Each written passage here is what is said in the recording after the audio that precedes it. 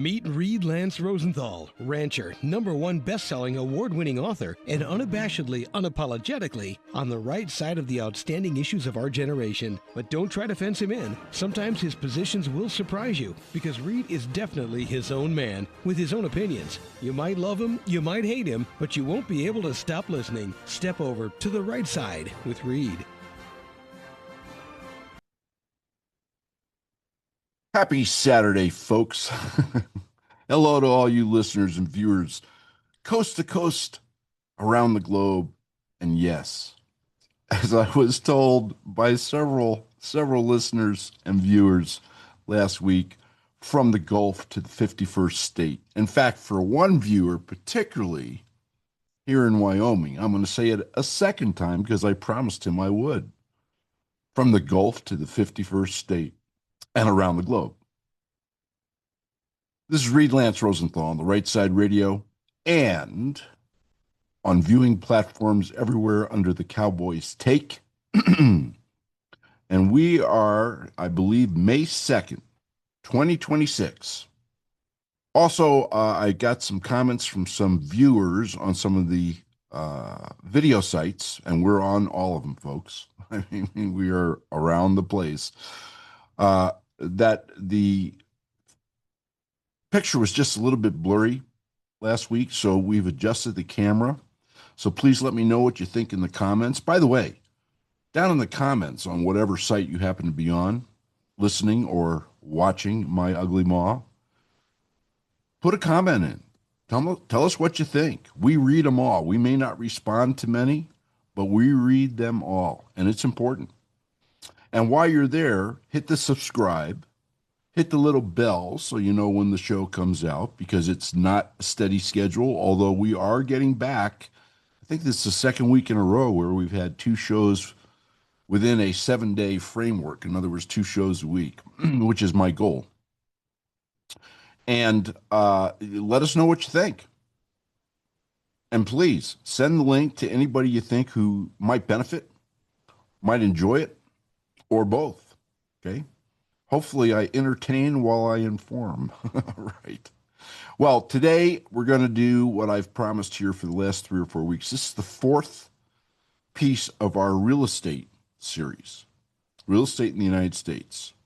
And we have reviewed urban areas, multifamily condos, townhomes, etc., single-family homes in suburban, exurban, and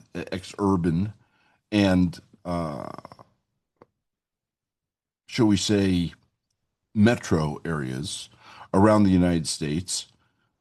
We reviewed last week kind of the big picture of land in the United States, which I know many of you are interested in. And I urge you, if you did not listen to it, because this show that I'm bringing you today is more detailed, and having that backdrop, the top of the inverted pyramid, all the big picture stuff here at the top. Today, I'm coming down to the point where you can start figuring, once you have decided what region, what state, what area in a state, and what general attributes you want your land parcel to have, whether it's, how many acres, water, no water, spring, creek, view, no view, privacy, no privacy, year-round access, seasonal access. I mean, look, the list is endless, okay? You can also, folks, go and read my book, Land for Love and Money. It's the first of 3 in a series. Yes, like with the novels, I'm late on the second, but you'll get a lot out of the first because it's on really acquisition. And I think you'll get some insights, excuse me, you'll get some insights into the thinking of a land guy and the thinking of a land buyer. And it's written anecdotally, so it's kind of fun. There's some great stories in there.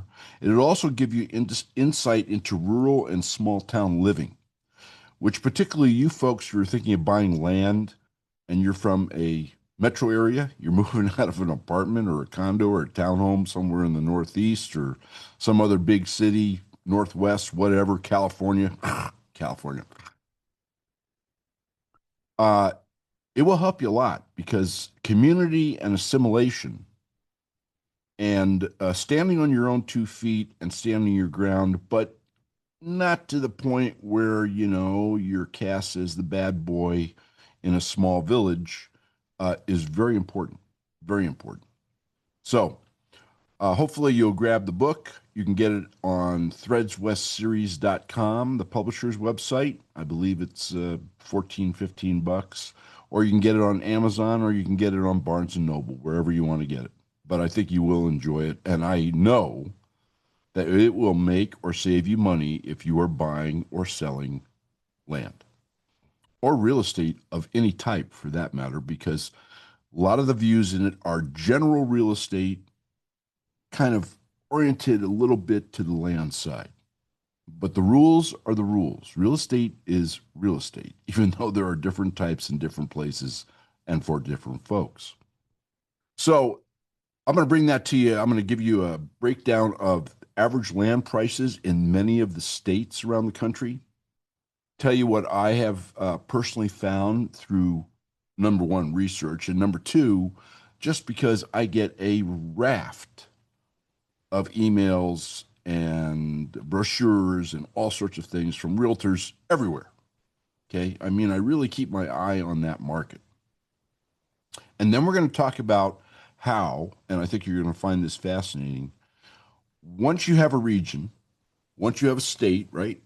Once you have a locality, the inverted pyramid, how when you get down to that point, when you know exactly kind of what you're looking for and exactly kind of where you want it, how do you value it? I'm going to give you a method that I've used for, 40 plus years. And it's not unique, but it's not widely applied. But I have found it to be really quite accurate over the years in terms of getting a feel for what land is worth. Because, folks, appraisals don't tell you squat. Okay, broker's opinion of value don't tell you squat. An appraiser's estimate of valuation, which is another type of appraisal, doesn't tell you squat. I mean, it gets you maybe kind of in a range, but in the end, and you can look this up, there's only one way to figure out what something is worth. I don't care if it's a piece of land. I don't care if it's a condominium. I don't care if it's a car. I don't care if it's a widget. And that is what a willing buyer will pay a willing seller under no duress.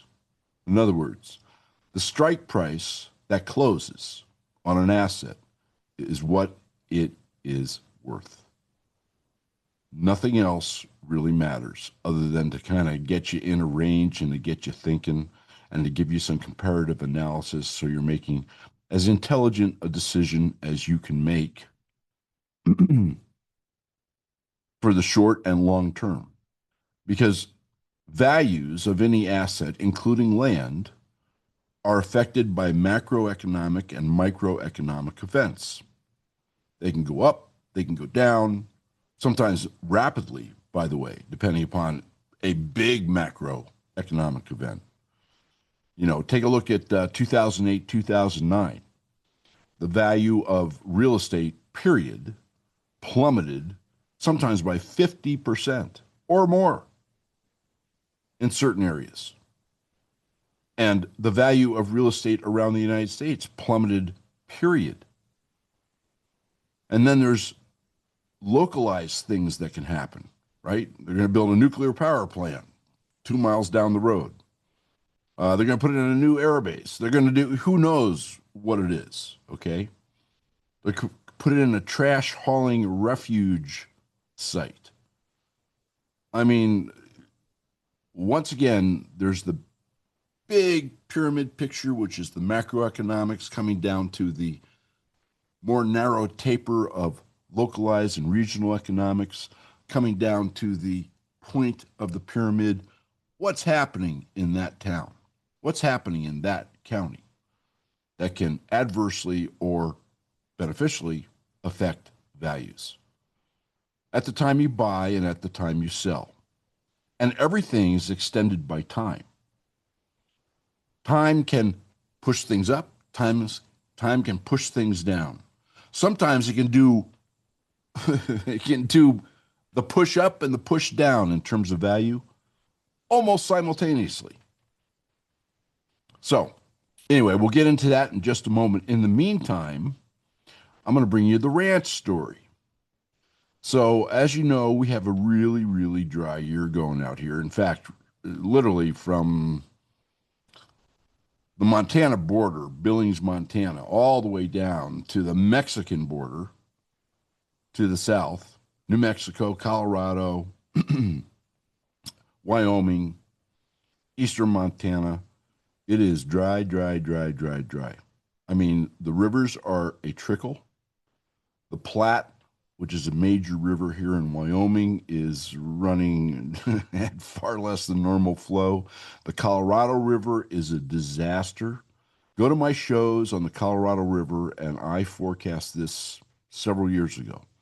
And it gives you a great breakdown of the entire basin. You folks who get your water from the Colorado River, Lake Mead, Lake Powell, Green Mountain Reservoir, Flaming Gorge, you folks really need to kind of watch what's going on because it spells kind of disaster for housing and land in particularly Arizona and Nevada. And the markets are reflecting it. I mean, this is not a secret. So there's a perfect example of a big kind of macro event. It's not national, but it sure as hell is pretty close to the top of that pyramid, right? All right. So anyway, I digress. It's been drier than a bone here on the ranch. We are very fortunate. We have reservoirs over 20 years. We've developed, if I do say so myself, a rather impressive system of irrigation where water is used and reused from plateau to reservoir to the next plateau to the next reservoir, etc.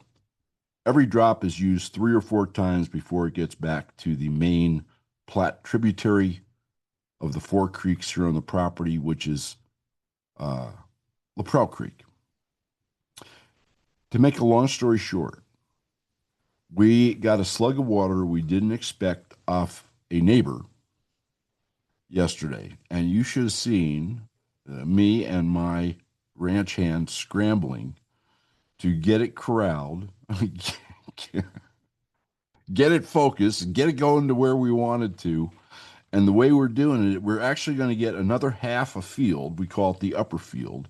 We're going to get the west half of the upper field wet if this water continues, which will allow us to hay that half of that field in addition to the others that we have kind of under control.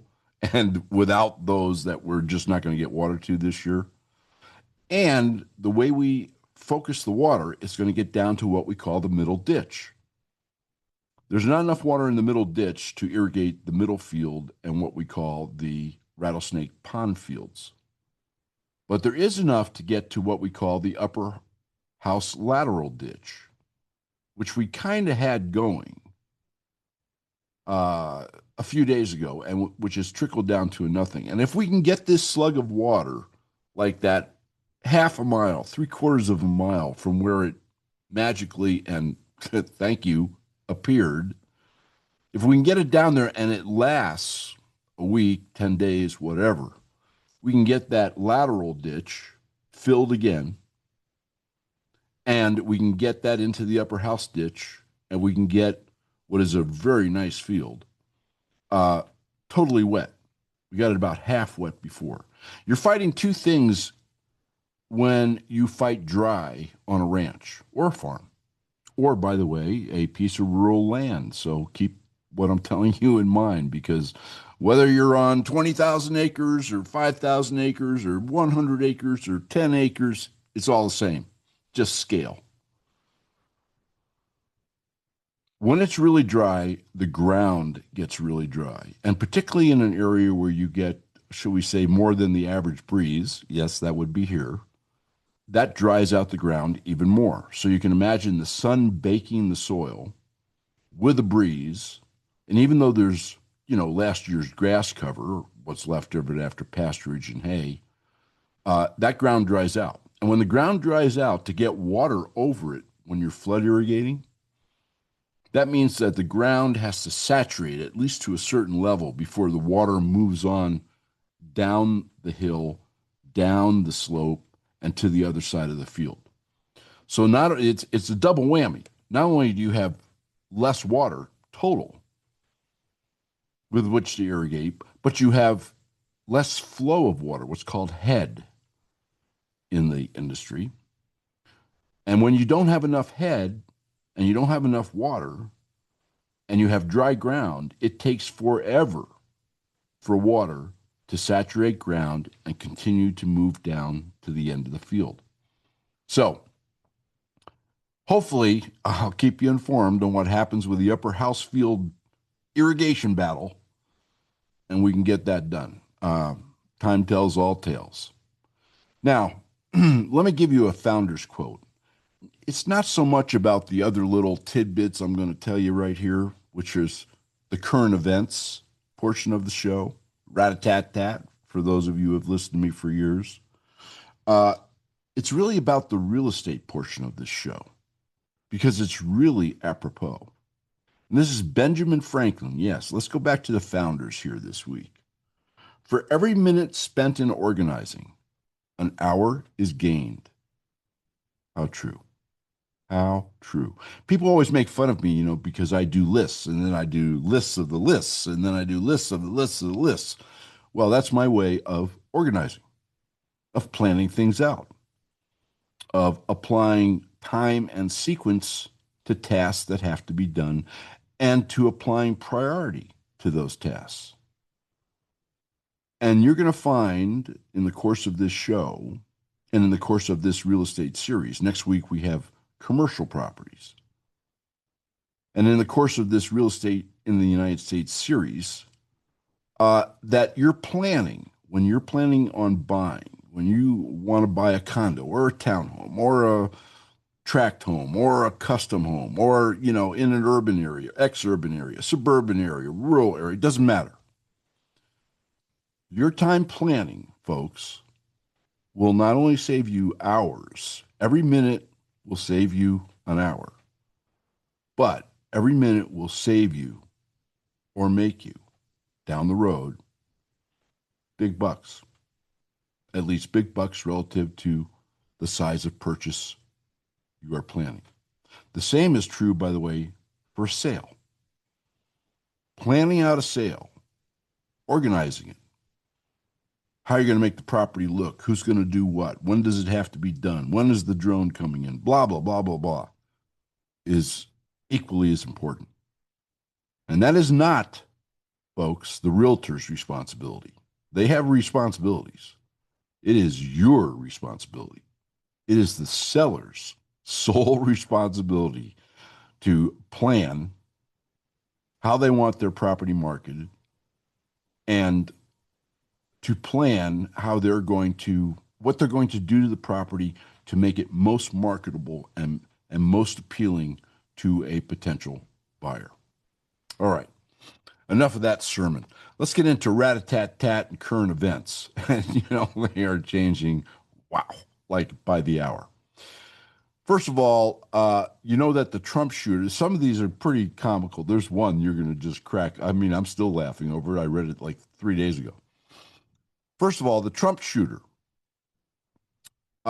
he signed his letters, I guess, and his manifesto with pronouns.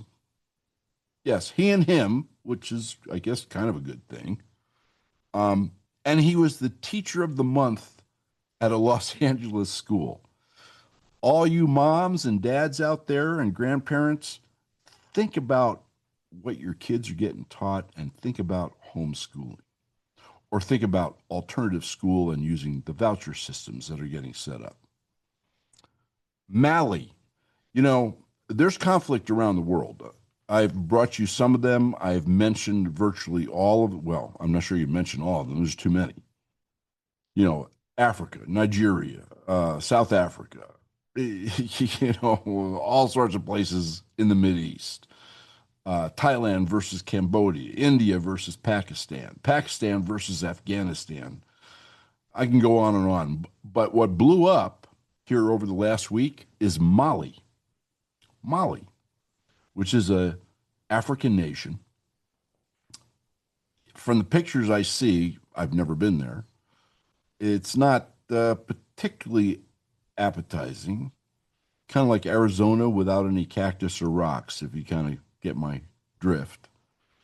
And Mali has a really mottled history, okay?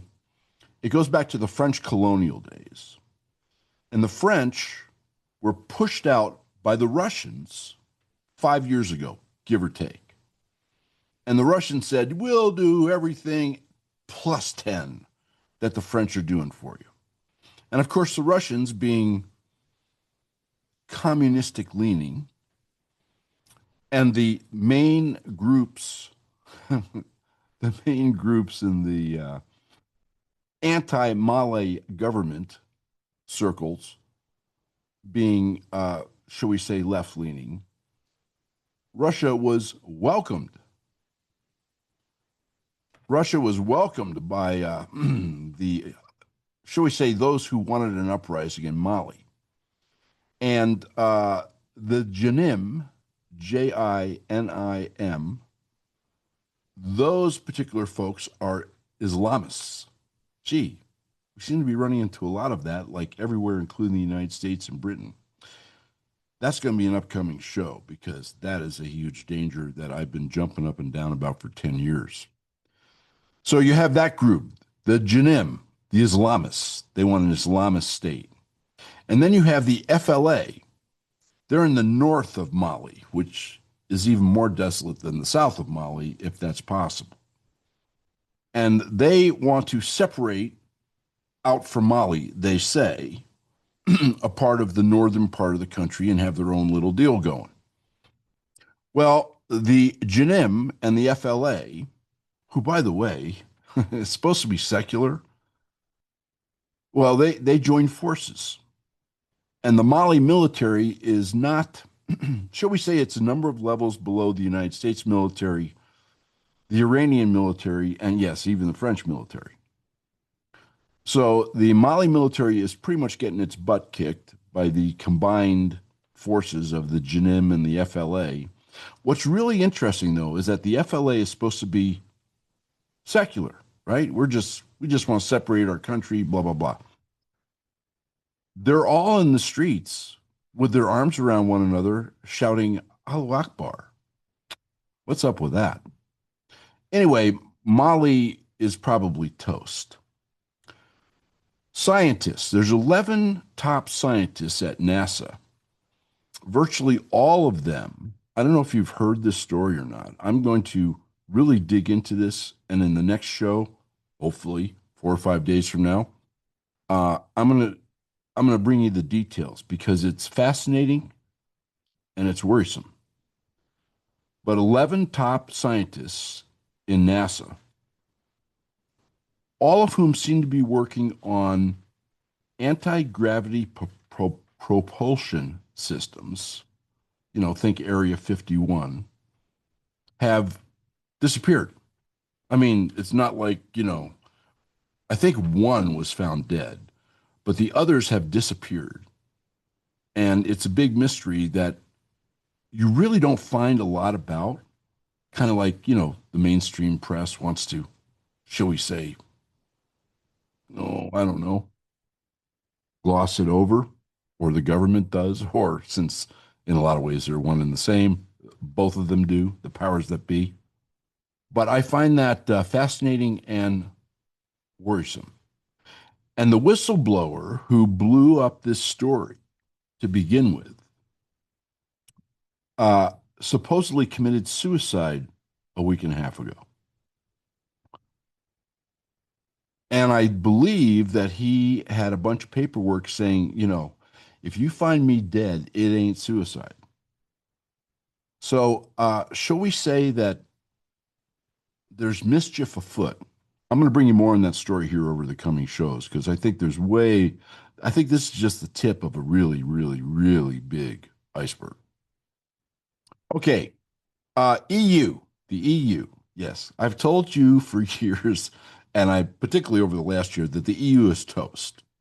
It's run by morons, nebbish morons, who are woke, elite, stupid, uncaring about their people or the countries, globalists at heart, and I can go on and on. I have nothing nice to say about any of them, although some, if this is possible, are worse than others. Keir Starmer, for instance, in Britain. Um, they have, shall we say, angered the United States and pissed off Trump. And I'm going to forecast that the United States will likely, in one way, shape, or form, in fact, if not in name, be out of NATO here sometime in the next 6 to 12 months. And I don't know what they're going to do then, because what happens when, your sugar daddy leaves and you're incapable of fighting and you get a socialist deal going because you're trying to placate your population. All right. Um, there's a couple of things that happened just in the last week or so that are breadcrumbs along this exit NATO, Europe is toast trail. Number one, yesterday, and Trump warned about this a week and a half ago, kind of ran up the flag up the flagpole. We slapped huge tariffs on a bunch of EU goods. About a week ago, we announced that we're looking at perhaps closing our bases in Spain and maybe elsewhere in Europe. And just yesterday, in fact, last night, it was announced that 5,000 American troops are being withdrawn from Germany. And then you take Pete Hegseth's comments about allies who are not allies being worthless. And one comes up with kind of the picture of a puzzle here. You know what I'm saying? So let's keep our eyes on that because that has big stuff going for the Ukraine war and a whole bunch of other things, including where Europe is going to get their oil, since the Straits of Hormuz in the United States is about the only place they can. This is one of the funniest little news tidbits that I have seen in a long time. So, the United Nations, they have now established a council, High Mucky Muck Council in the United Nations. And the name of the council is, forget all the acronyms, the Nuclear Non-Proliferation Council. Yes, countries getting together to discuss how they can stop the spread of nuclear weapons. Guess who, over the objections of the United States and several others, was elected as the vice president of that council? That's right, Iran. I mean, really? Seriously? If that doesn't prove to you how worthless the United Nations is and where we can pick up 40, 50 billion a year by saying sayonara to those morons, I don't know what does. Yeah. Okay. So I'm sure that the Nuclear Non-Proliferation Council of the United Nations is going to accomplish a whole bunch, guys. A whole bunch. Yep. Yep.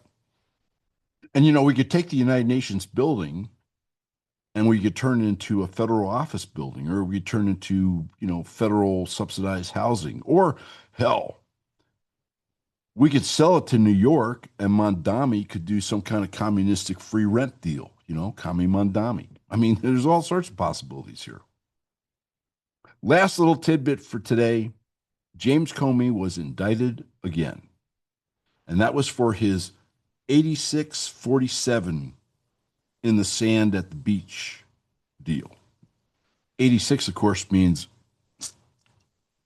off somebody, and 47, of course, is Trump, the 47th president. He was indicted for one other little Comey tidbit, too. Not important. A top Fauci aide has also been indicted for concealing some facts about, who would have thought, vaccines and COVID and all that kind of stuff. And I'll project that there's more coming in that COVID range, shall we say. All right. That's the end of rat-a-tat-tat and the the, the updates.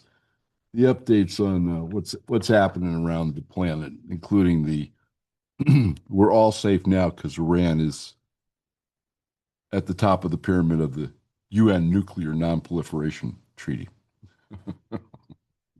Wow. Okay.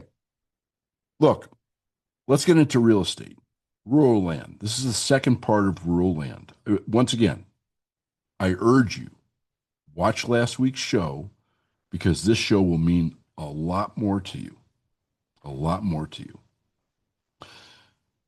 I'm going to repeat one thing I said last week. You can't just buy a piece of land because it has all the pretties, all the stuff you wanted. You know, it's an hour from a ski area and it's within 2 hours of a metro area and it's private but not totally secluded and it has year-round access and it has a little creek and it has trees and that's all great. But if you buy it in the wrong place, you will be taxed to death. You will be regulated to death. You will be in a state or region which is suffering out migration. In other words, less and less buying market. That's moving with foresight to better markets, freer states. And the outcome over the long term is not going to be pleasant for you. I can tell you when you love a piece of land and you find out something is amiss with where it is, it's kind of heartbreaking. You want to save yourself that, okay? First of all, let's start off with, because I think you'll find this fascinating, and I want to emphasize that every piece of land is unique. Every buyer is unique. Every seller is unique. Every real estate transaction, it's one of the very few in humankind, is 100% unique from every other transaction. Think about it.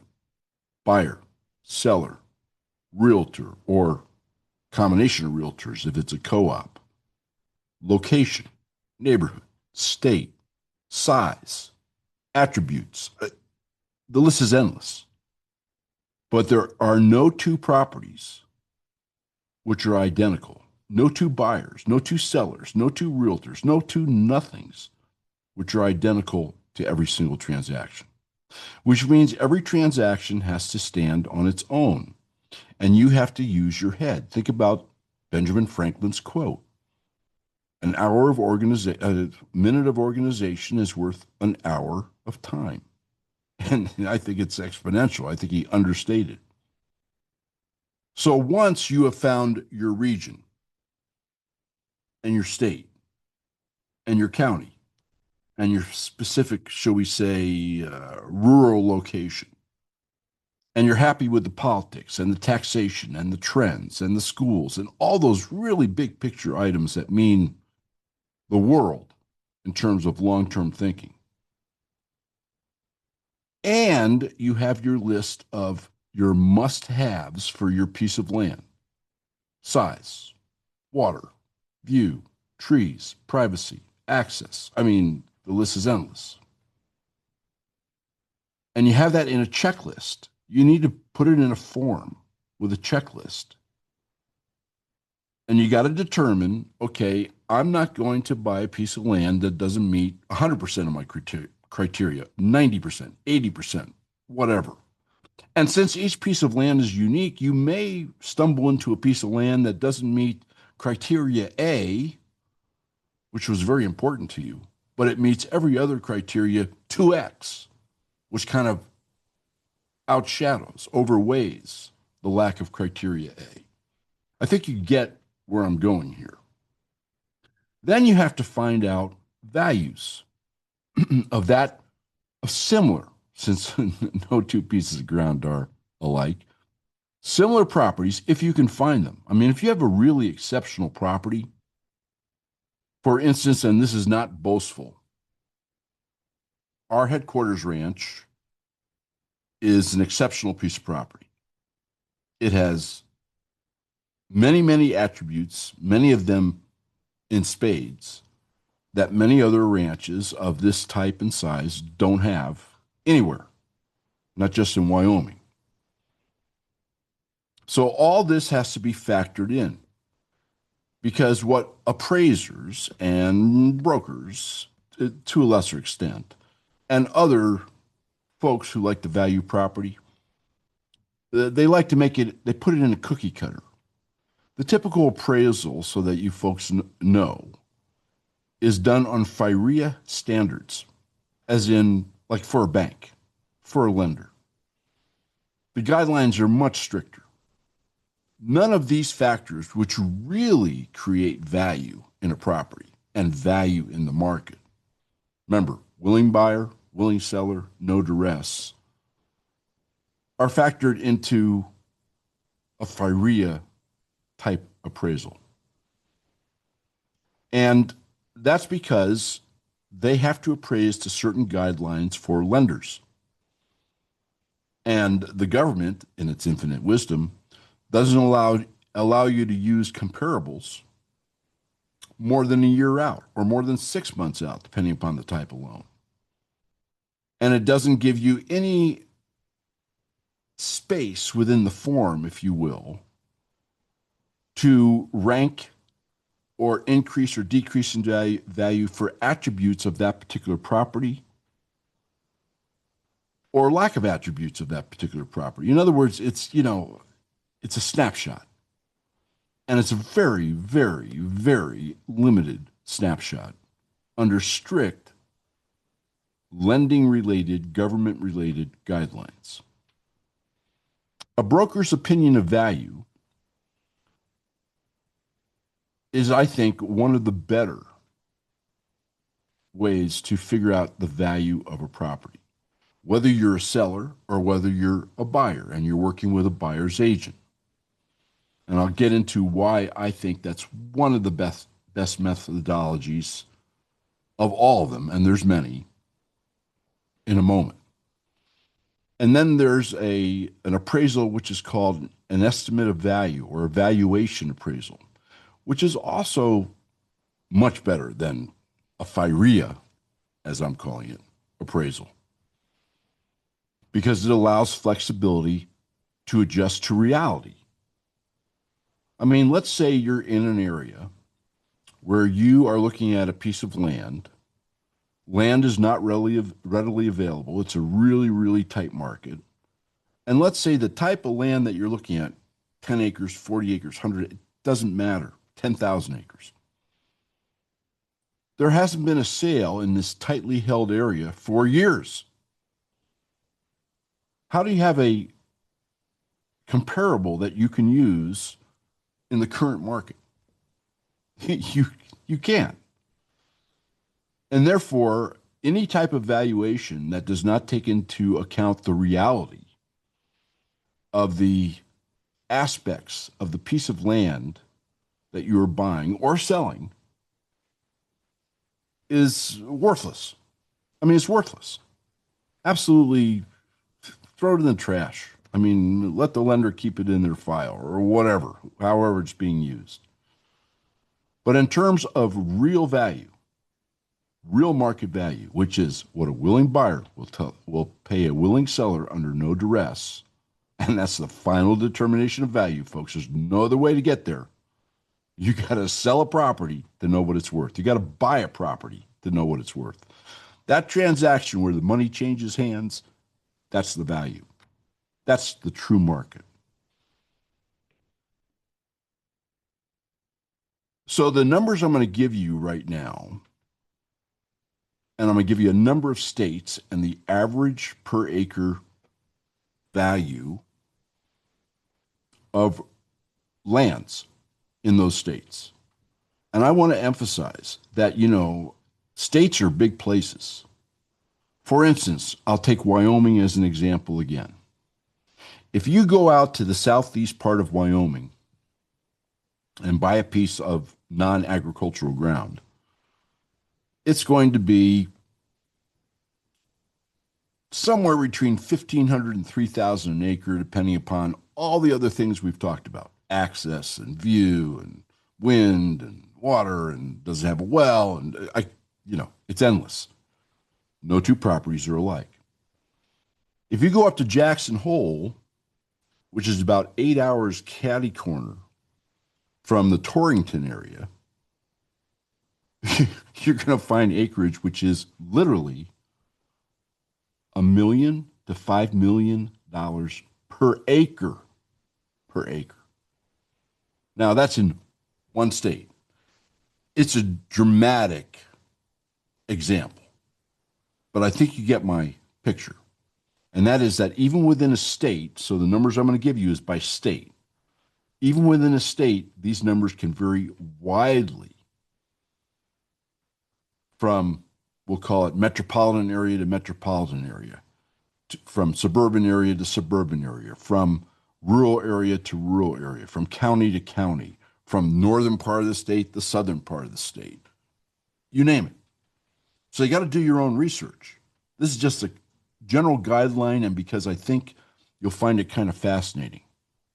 So let's talk about some average land prices. Remember, that can include $1 million an acre and include $100 an acre in various states where I know I have lots of listeners and viewers. And by the way, it's going to be interesting when you have governments that you know are blue and restrictive in terms of land use. They have huge regulations which increase costs. You'll generally see, putting aside it has a lake or it doesn't, putting aside it has a view or it doesn't, those types of attributes, you'll generally see higher land prices because it's more expensive to buy, to own, and to sell a piece of land. And a seller that wants to make a profit obviously has to account for all that when they sell it, right? Willing buyer, willing seller, under no duress. Washington State, blue state, 14,000 an acre average. Oregon, blue state, 11,000 per acre average. California, well, we all kind of know where California is at, and that's why they're losing 600,000 people a year. 45,000 per acre average. Idaho, which of course is influenced by refugees from the former 3 states along the West Coast who are trying to escape the tyranny of the blue. 12,000 per acre average. Nevada, which of course has other problems like the Colorado River, $3,500 per acre. Arizona, $15,000 per acre. That's because much of Arizona, by the way, is federal grounds, and most of the land parcels, if you will, are located close to metropolitan areas. New Mexico. I don't know how many of you have ever been to New Mexico, but you'll understand why it's $2,200 per acre average. Colorado, blue state, $7,800 per acre average. Wyoming, $3,800 per acre average. And remember, I just gave you the examples, literally millions of dollars per acre versus $500 per acre in the same state. Montana, $4,500 per acre. Believe it or not, North and South Dakota, $4,200 an acre and $4,800 an acre, are surprisingly high relative to the rest of the western states.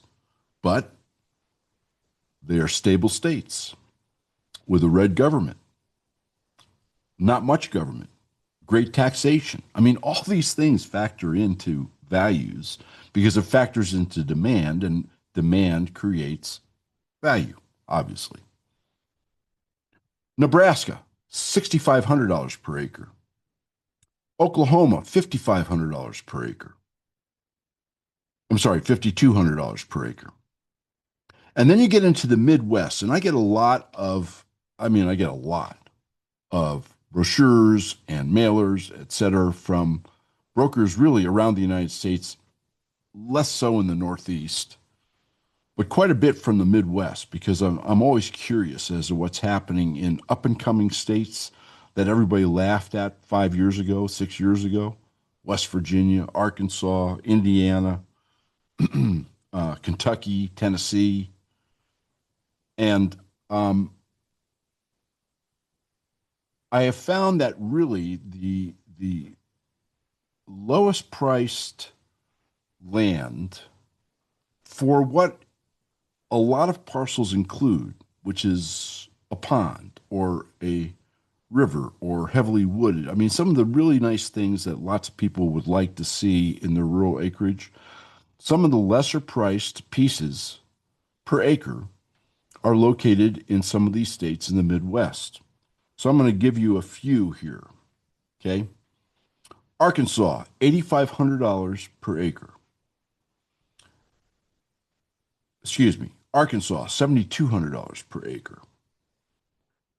Illinois, 14,000 per acre, right? Red state, boom, up it goes. Indiana, well, it's next to Illinois, 14,000 per acre. Ohio, 14,000 per acre. Pennsylvania, which is a big state, 18,000 per acre. And then you get up into the Northeast, Maine, 7,500 per acre. And that's a more blue than red state. 14,000 per acre in New York, which, by the way, is a big state with a lot of rural ground. And Connecticut and Rhode Island and some of those other states, the smaller eastern states, Maryland, etc. 58,000 an acre, 42,000 an acre, 18,000 an acre, 65,000 an acre, 55,000 an acre. So you can see the disparity by region and by state here, folks, given the caveats that I've afforded you when you think about values and how to determine a value. Which brings us to, how do you determine a value? How do you determine realistically? I mean, listen, it might be high, it might be low. It's going to be what it's going to be. What a willing buyer will pay a willing seller under no duress. That's going to be your market value. You can do all the pontifications you want. You can hire an army of appraisers. You can hire an army of real estate brokers. You can hire an army of valuators. You can check tax records till you're blue in the face. None of it really means squat. A willing buyer, a willing seller, under no duress, the recording of a deed, and the passing of cash. That is the market value. How do you get as close as reasonably possible to determining what that is as a buyer or seller? Here's what I would recommend. And it's a system I have used, and other brokers with lots of experience in the industry, and I'm not a broker, I'm an agent, have used really since I got into real estate or real estate related things, 40 plus years ago, 50 years ago. Wow, that's a scary thought. Number one, determine what you can't determine them all. I suppose you could if you wanted to take like most of your life to do it, but determine what the key things that create value in the great majority of people's minds when it comes to a ranch or a farm or a rural acreage or whatever,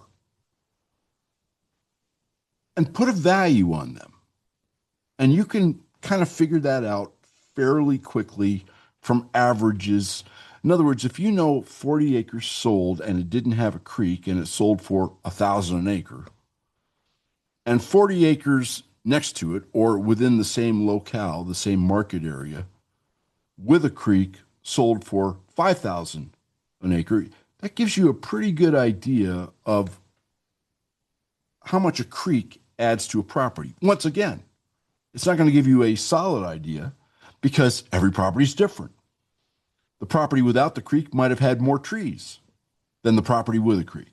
I mean, there's some common sense applied here and experience applied here. I mean, the more experienced you are, or the more experienced somebody you have help you with this is, the closer, although it won't be exact, the closer you will get to a range of what a piece of land is worth. And there's acreage factors. For instance, 5 acres, usually, there's exceptions to this rule even, sells for more per acre than 40 acres. And 40 acres sells for more per acre than 500 acres. And 500 acres sells for more per acre than 5,000 acres. And I can go on and on and on. This disparity between the price per acre and the size of land also varies by area, region, and the attributes of each property. I mean, this is not a science. This is half art, half science. Here is what I have found, and this is a range because it can vary a little bit in terms of percentage. For instance, in New Mexico, if you have a creek, if you have what's called live water on your property, that's going to add an increment of value greater than if you have a creek in a northern tier state where water is more plentiful. Do you follow what I'm saying? If you look, and there's a recreation aspect too. I mean, there's so much here. I could talk to you for a day about this. There's a recreation aspect. I mean, certain people don't care about hunting. They don't care about fishing. They don't care about skiing being within a whatever range they particularly like, an hour, 3 hours, whatever. And other people couldn't care less. They just want to hike, or they just want to see a view, or whatever it is. So once again, you get down to that every transaction and every piece of ground and every deal is unique, right? We have found that prime hunting areas, particularly areas where it's very difficult to obtain hunting licenses except through a draw system, will add significantly to a rural property. And then you can get into the, I don't want to go down in the weeds here. I'm trying to give you a feel for all the things you need to think about when you're coming up with these values or these value ranges that you can at least use as a guidepost. But where you have a very restricted hunting area and you have a really good big game herd with good genes and big antlers and whatever the game happens to be, it could be ducks and waterfowl. If you're in the Southeast, it could be white-tailed deer if you're in the Midwest. That generally adds somewhere around 10% per acre. Once again, to the right buyer. Do you like to hunt? Well, it might be worth 10% more to you. You don't like to hunt? Well, obviously it's not worth 10% more to you. Unusual big game or fishing diversity. If you're a fisherman, can you catch rainbow trout, and brook trout, and brown trout? And is there a variety of species you can fish for? Can you fish for warm water fish in the area and cold water species? In other words, you have a plate full of fishing opportunities. Well, that's going to add, or big game diversity. Do you have a place where you have, let's say in the West, elk, whitetail, mule deer, antelope, bobcat, lion, bear, all in one place? Very unusual. Or do you have a place where you just have antelope?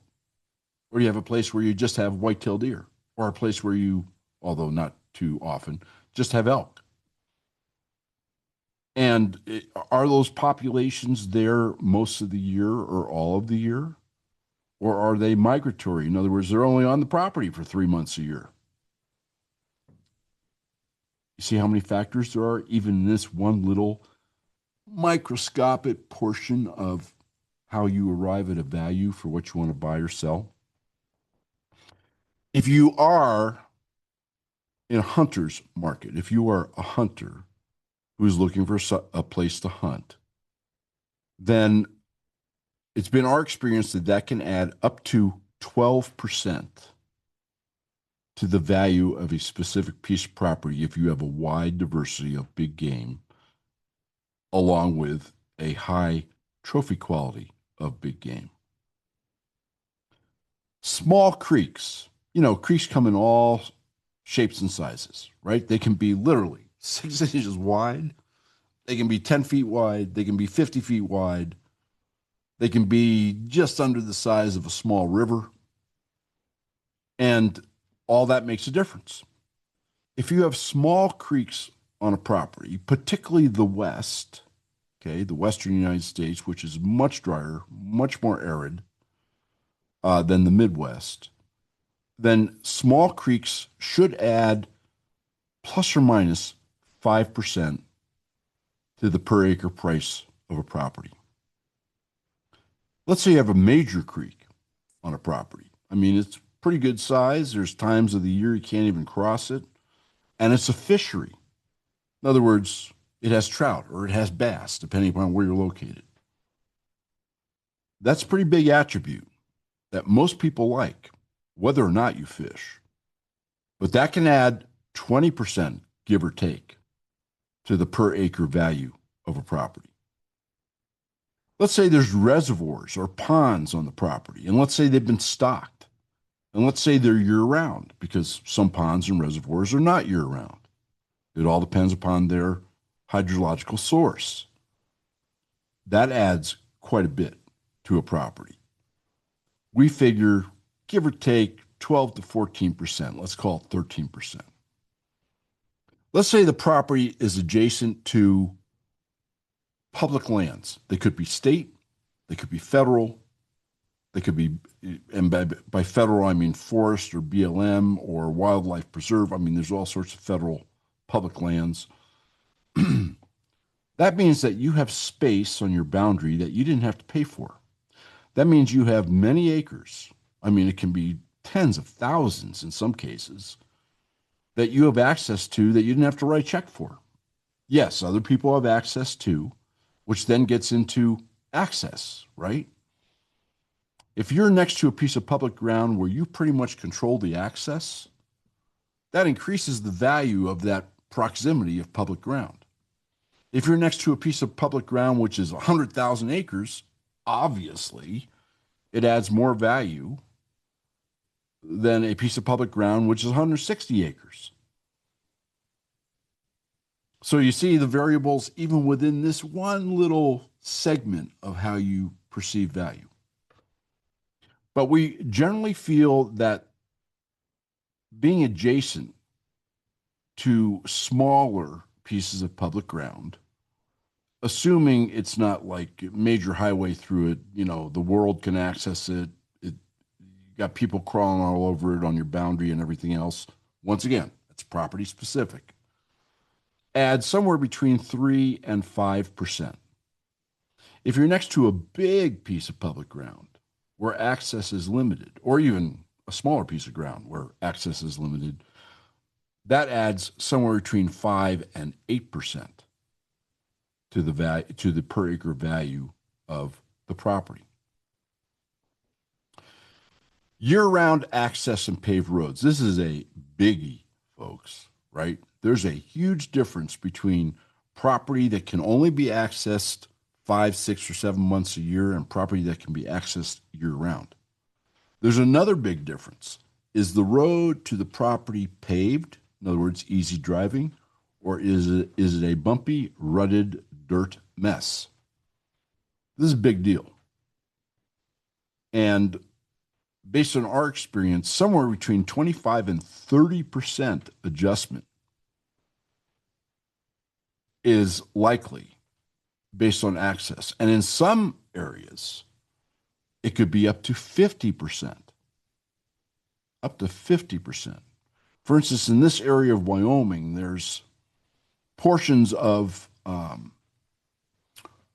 ranches, the upper country, where you put cattle for the summer, that literally you can't reach for 6 months a year, and the road is a mess.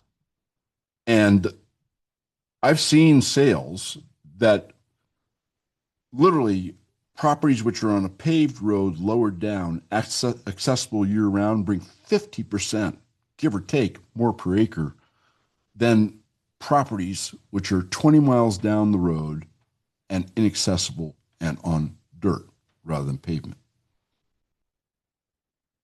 Does it have all the utilities? Is there a well drilled? I don't think anybody I'm talking to here is going to want city water or town water, but who knows? Is there a well drilled? Is there a spring that can be developed? Is there a place to put in tanks? In other words, is there some water on the property that you're looking at where you can be self-sufficient and not have to worry ever about a water source? Power. Power means different things to different people in this day and age. I mean, you can live off grid with full 100% power if you put in the right solar system, the right wind system, or the right combination of those two systems. And you have battery storage. You don't need the grid anymore.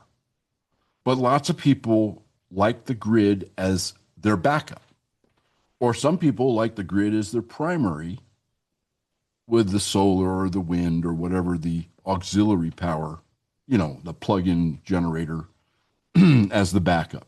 Once again, right? Everybody's different. Every property is different. Every situation is different. But generally, if you have all the utilities, if you have power and you have phone, a landline is very important in a rural setting, folks. If you can get a landline, yes, I know it's another $50, $80 a month. Get it. If the internet goes down or your power source goes down, which means your internet goes down, and you have one of the right old phones, you can still get them. You are on an analog system. You literally plug that phone line into the wall, and you have a dial tone, and you have communications with the outside world, no matter what's going on. That is huge, huge. But not every rural area has phone lines, right? So that's a consideration. Or not every rural area has phone lines which are available. They only have a certain amount of what they call pairs on the line. If you're in a 50-mile, quote-unquote, neighborhood of 50 properties, and they only got 10 pairs, it's 40 people who are SOL. But if it has all the utilities, and you don't have the extra expense of bringing them in, and once again, by bringing them in, it could be a mile, it could be 2 miles, or it could be across the highway, right? It's every property is different. Roughly, that adds 17%, give or take, to the value per acre of a property. Generally, on the size of acreage, so 10 to 100 acres, 100 to 500 or 1,000 acres, 1,000 acres to 10,000 acres. Particularly out west, I think that's a better system. Where you're back in the Midwest or the East, and you're not dealing with many large land parcels. I mean, a large land parcel is 20 acres. Then the other more narrow definition, the doubling, 10 to 20, 20 to 40, might be more apropos. But generally, I'd say it's 15 to 20%, somewhere in that neighborhood. Once again, it's contingent on the land. It's contingent on what you're comparing it to. It's contingent on the area and the location. And it's contingent on your personal desires. Contiguous to federal lands. We went over state lands and BLM, et cetera. That can add as much, and I'm talking big tracts of federal lands now. Okay, not 160 acres, not even 1,000 acres, but somewhere 5,000 or more acres of federal lands that you have access to directly to your property. It's contiguous to your boundary. That's an increase of about, give or take, 14% based on experience. So you have all these adjustments, and then you can put in others. Does it have improvements? Do they have to be fixed up? Do you have to build something new? Do you want to build something new and you don't want older improvements, or vice versa? Do you like historic structures or do you like it brand new? Nouveau West out here. Um, do you get the idea? You should come up with your own criteria. I've just given you some of the major ones here, and I've given you some experience-based plus or minus percentages to use as an adjustment. And when you think about adjustment, when you're trying to figure out the value of a property that you want to buy or sell, or at least get in the ballpark, so that you can get to the end point, the real market value, willing buyer, willing seller, under no duress, deed passed, cash passed. In other words, a completed transaction. Uh, Remember that these adjustments are negative or positive. Okay, they don't run just one way. So if you have a piece of land which kind of tickles your fancy, and you kind of know what other pieces of land similar roughly to this one in the similar location to this one, and I mean location smaller, land, smaller area location, then you should apply these criteria and these adjustments basically in the manner in which they are important to you, both by percentage and by category. You may have additional categories to the ones I just gave you, which are the really kind of big picture categories. Or some of these may not be important to you at all. You may not be a hunter. You may not be a fisherman. I mean, but it's all an increment of value. And the adjustments are both positive and negative. Okay, when a piece of property doesn't have a creek, it's a negative adjustment compared to a property that does. When a piece of property has a major creek, it's a positive adjustment compared to a property that does not. It works both ways. It's a plus and minus for an end estimated result, if you follow what I'm saying. A couple of the other things you need to look at when you are a smaller acreage buyer are there homeowners association covenants? If there are, you better get a copy of them because homeowners associations can be one royal pain in the butt, and they can dramatically impact detrimentally value in the future, particularly if the association decides it's power hungry, starts increasing assessments, increasing regulations, etc. And is there a conservation easement on the property? I mean, are there restrictions on the property? Now, restrictions on a property, as long as it applies to properties in the area, can be really good for property values. But restrictions on a property definitely impact some people's feelings toward a property. Some people love it, some people don't. Some people fully understand why the restrictions are there to minimize impact on surrounding lands, viewscape. There's a million reasons there are restrictions. Runoff, erosion, all sorts of things. Color, whether it's kind of hidden with mottled earth tone colors or bright pink, whether it's 10 stories high or 1 story high, I can go on and on and on. But you need to look at that. And you need to come up with the adjustment in your head for you on that piece of property relative to what other things you're looking at of a relatively comparable nature. And that adjustment's going to be up or down if you follow what I'm telling you here.